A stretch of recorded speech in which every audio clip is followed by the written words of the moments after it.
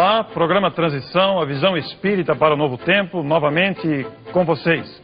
E hoje nós temos uma visita bastante especial.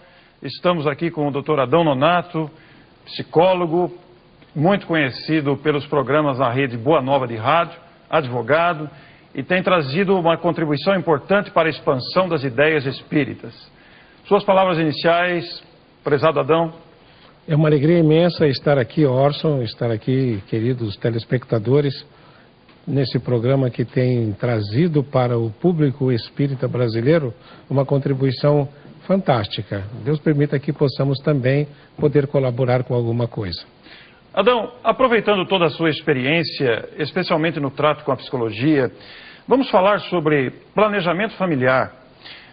O planejamento familiar é uma decisão do casal, marido e mulher combinam, se entendem na questão da quantia de filhos, etc.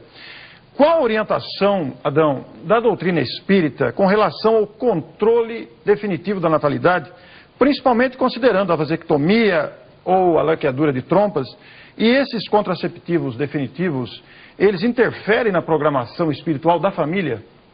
Bem, eles interferem, mas nem tanto, porque nós já passamos por experiências tão fantásticas nesse particular, Orson, que, por exemplo, tivemos uma moça que estava fazendo terapia conosco e nós perguntamos para ela: como é que está você com o seu noivo? Ela disse: está tudo bem, vocês vão ter filhos? Estão programando? Não, não pode ainda, ele tem que se cuidar, tem que primeiro arrumar a estabilidade da profissional dele, tá? Porque ele precisa tomar cuidado, porque há duas crianças aí querendo reencarnar, viu? 2 garotinhos. Não, de jeito nenhum, não pode. E ele foi para um outro estado, depois de 3 meses ela voltou, e quando ela estava se aproximando da porta do consultório, ela fez assim, né?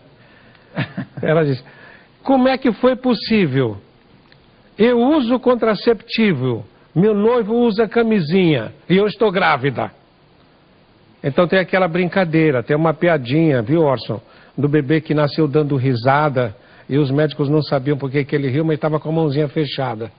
E depois fizeram um esforço, abriram a mão dele e tinha uma pílula na mãozinha do bebê. Então, é claro que o casal vai fazer esse planejamento, mas que interfere. Porque há uma planejamento que foi combinado antes. O que foi combinado antes. O grupo familiar? Exato.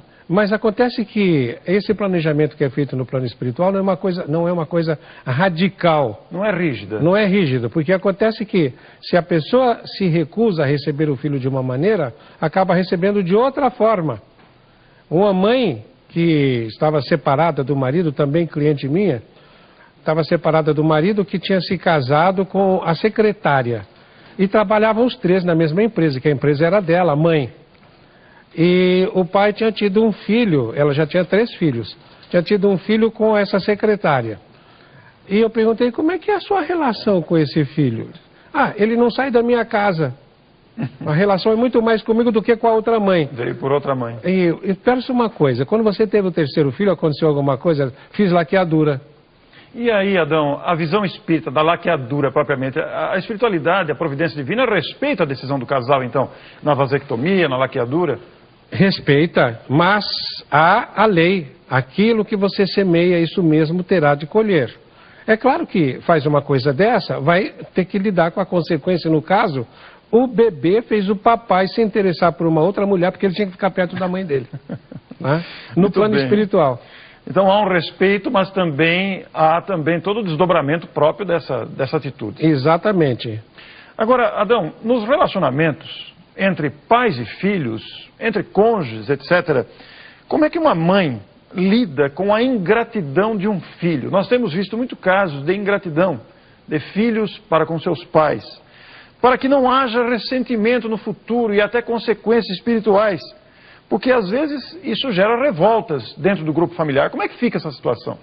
Bem, eu aconselharia a todas as pessoas que estiverem nesta situação que leiam o Evangelho segundo o Espiritismo, o capítulo 13, item 19.